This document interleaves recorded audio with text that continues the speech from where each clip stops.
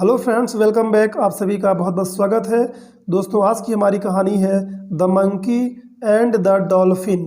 दोस्तों, बहुत ही इंटरेस्टिंग कहानी है जिसके माध्यम से आप इंग्लिश रीडिंग और इंग्लिश का हिंदी में ट्रांसलेशन सीखेंगे। तो दोस्तों, इंग्लिश इंप्रूव करने के लिए, इंग्लिश को बेहतर करने के लिए आपको बस इस वीडियो को ध्यानपूर्वक सुनना है, समझना है और हमारे साथ प्रैक्टिस करनी है। ठीक है, तो चलिए हम बिना समय गवाए शुरू करते हैं। The monkey and the dolphin, यानी कि एक बंदर और डॉल्फिन फिश, ये एक मछली होती है जिसके बारे में आपने सुना होगा कि ये मछली समझदार भी होती है। ठीक है, तो आइए हम देखते हैं कि किस तरह से ये मछली अपनी समझदारी का प्रयोग करती है। वन डे, एक दिन, लॉन्ग एगो, यानी कि बहुत समय पहले। एगो मतलब होता है पहले। ठीक है, लॉन्ग एगो मतलब बहुत समय पहले या बहुत पहले। तो एक दिन बहुत पहले, सम सेलर्स, कुछ नाविक, set out to sea in their sailing ship. तो कुछ नाविक सेट आउट निकल गए। सेट आउट मतलब होता है यात्रा पर निकल जाना। ठीक है, टू सी समुद्र के लिए, इन देयर सैलिंग शिप अपने सैलिंग शिप में यानी अपनी जहाज में वो समुद्र की यात्रा के लिए कुछ नाविक निकल जाते हैं। वन ऑफ देम, उनमें से एक, वन ऑफ देम, देम यानी उनमें से एक, ब्रॉट लाया, हिज पेट, अपना एक पालतू मंकी लाया। ठीक है, हिज पेट, अपना पालतू मंकी यानी बंदर लाया, अलोंग यानी कि साथ, फॉर द लॉन्ग जर्नी, लंबी यात्रा के लिए। ओके दोस्तों, कोई भी समस्या आपको होती है, कोई भी आपका सुझाव लगता है कि आपको कुछ सुझाव देना चाहिए ताकि आप ज़्यादा अच्छे तरह से समझ पाए, तो कमेंट करके आप बता सकते हैं। When they were far out at sea, when जब, they were वे थे, for मतलब दूर, out at sea समुद्र पर, at आने पर, समुद्र पर जब वो दूर थे, a terrible storm overturned their ship, a terrible storm एक भयंकर तूफान, स्टॉर्म यानी तूफान होता है। ठीक है, एक भयंकर तूफान ने क्या किया, देयर यानी शिप यानी उनकी शिप को, उनकी जहाज को उलट दिया।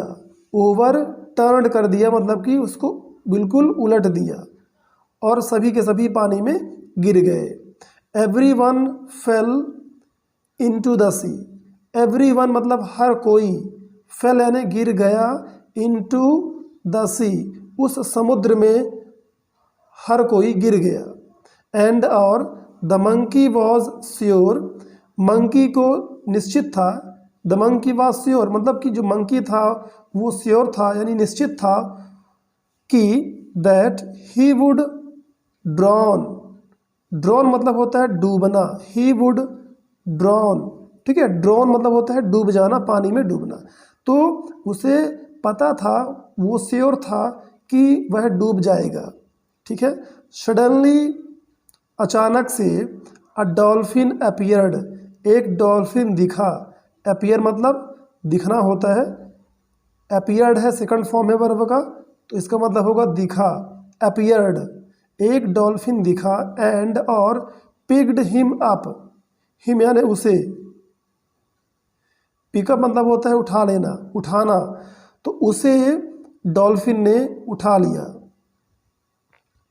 Okay, they soon reached the island and the monkey came down from the dolphin's back.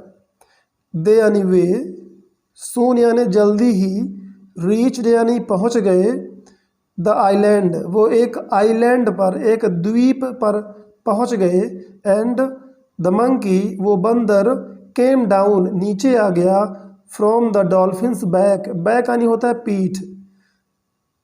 ठीक है, तो डॉल्फिन्स यानी डॉल्फिन के, फ्रॉम आने से, तो वह डॉल्फिन के पीठ से नीचे आ गया, नीचे उतर गया। द डॉल्फिन आस्क्ड, वो डॉल्फिन ने पूछा, है ना, वो डॉल्फिन पूछी, द मंकी मंकी से, बंदर से, डू यू नो क्या तुम जानते हो, क्या तुम्हें पता है, दिस प्लेस यानी यह जगह है, क्या तुम जानते हो, या क्या तुम्हें पता है, दोनों एक ही बातें होती हैं। डू यू नो का मतलब आप समझ सकते हैं कि क्या तुम्हें पता है, क्या तुम्हें मालूम है, या क्या तुम जानते हो। ठीक है। द मंकी रिप्लाइड, उस बंदर ने रिप्लाई किया, जवाब दिया, yes I do, yes I do, हाँ मैं जानता हूँ। इनफैक्ट, वास्तव में, the king of the island, उस आइलैंड का, उस द्वीप का किंग यानी राजा, इज़ माई बेस्ट फ्रेंड, वो मेरा बेस्ट फ्रेंड है। ठीक है। डू यू नो, क्या तुम्हें मालूम है, क्या तुम्हें पता है, दैट कि I am actually a prince, actually मतलब वास्तव में, है ना, वास्तव में मैं एक प्रिंस हूँ। आई एम अ प्रिंस मतलब कि राजकुमार। तो क्या तुम्हें पता है कि वास्तव में मैं एक राजकुमार हूँ। इस तरह से बंदर बोलता है। अब आप समझ गए होंगे कि बंदर किस तरह से डींगे हाँक रहा है, अपनी बड़ाई बता रहा है। ठीक है। अब देखिए किस तरह से ये अपनी बड़ाई करना उसको कितना महंगा साबित होता है, ये तो आप इस स्टोरी के एंड पे समझ जाएंगे। नोइंग, जानते हुए, जानकर, नो में आईएनजी लगा दिया गया है। दैट कि no one lived on the island, यानी ये बात डॉल्फिन को पता था, वो जान रहा था। तो जानते हुए, इस बात को जानते हुए कि नो वन मतलब कोई नहीं, नो वन कोई नहीं, यानी कि इस आइलैंड पर, ऑन द आइलैंड, इस आइलैंड पर कोई नहीं रहता था। ये बात जानते हुए द डॉल्फिन सैड, डॉल्फिन ने कहा, सैड यानी से का सेकंड फॉर्म से, सैड, सैड कहा, वेल वेल ठीक है, ठीक है, वेल वेल मतलब होता है ना ओके या ठीक है, अच्छा है। सो यहाँ पर सो का मतलब होगा तो। ठीक है। सो मतलब इसलिए भी होता है, सो मतलब ऐसा भी होता है, और सो मतलब तो भी होता है। तो यू आर अ प्रिंस, तो तुम एक राजकुमार हो। नाउ अब, you can be a king, now अब, यू कैन बी तुम हो सकते हो या तुम बन सकते हो, अ किंग एक राजा, तुम एक राजा बन सकते हो। द मंकी आस्क्ड, मंकी ने पूछा, how can I be a king, कैसे मैं एक राजा बन सकता हूँ। कैन मतलब सकता है, सकती है। ठीक है। बी यानी होता है होना, होना या बनना। तो मैं कैसे एक राजा हो सकता हूँ या बन सकता हूँ। As the dolphin started swimming away, as मतलब होता है जैसे, जैसे ही। ठीक है। द डॉल्फिन स्टार्टेड, डॉल्फिन ने स्टार्ट किया, शुरू किया, स्विमिंग अवे, अवे मतलब होता है दूर, स्विमिंग मतलब तैरना, तो वो तैरते हुए दूर जाने लगी। ही आंसर्ड, उसने जवाब दिया, दैट इज़ ईजी, यानी बहुत आसान है। दैट इज़ ईजी, वो तो आसान है। As you are the only creature on this island, as, as मतलब जैसे, जैसे, यू आर तुम हो, द ओनली क्रिएचर एकमात्र, क्रिएचर मतलब होता है जीव, ओनली मात्र, तुम सिर्फ एक क्रिएचर हो इस आइलैंड पर, इस द्वीप पर, यानी तुम्हारे सिवा और कोई नहीं है, मात्र, ओनली, तुम्ही बस एक जीव हो इस आइलैंड पर। You will naturally be the king, तो तुम सामान्यतः एक राजा बनोगे ना, भाई कोई है ही नहीं तुम्हारे सिवा, तो तुम इस आइलैंड का तुम राजा हो। You will naturally be the king, तुम सामान्य तौर पे तुम राजा बनोगे।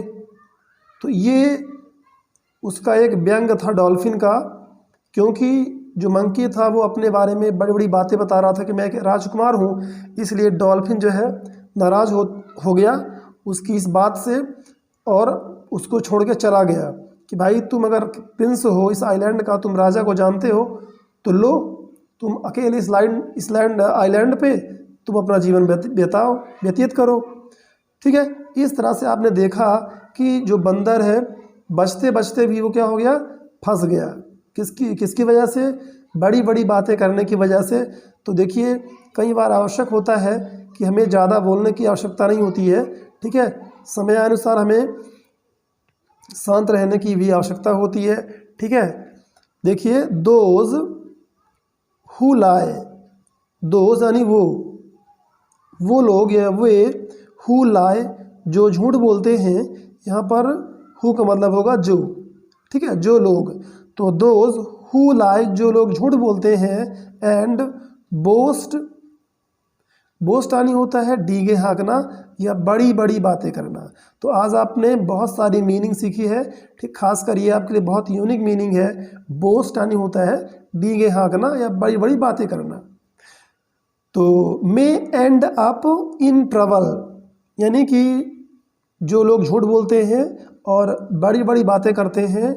मे मतलब होता है सकता है, सकती है, मे, है ना। एंड अप मतलब होता है अंत होना किसी का। इन ट्रबल परेशानी में, तो उसका जो अंत होता है परेशानी में होता है, यानी वो परेशानी में फंस जाता है। तो आई होप दैट कि यहाँ पर स्टोरी पूरी हो जाती है और आप इस स्टोरी को एंजॉय किए होंगे, ठीक है। आपको मज़ा आया होगा और आपने बहुत सारी चीज़ें जो है ग्रामर से लेके वर्ड मीनिंग आपने सीखा होगा। तो दोस्तों, इस वीडियो को लाइक करना मत भूलिएगा और वीडियो अच्छी लगी हो तो अपने फ्रेंड्स को भी शेयर जरूर करिएगा। इस वीडियो को एंड तक देखने के लिए आप सभी का बहुत बहुत धन्यवाद।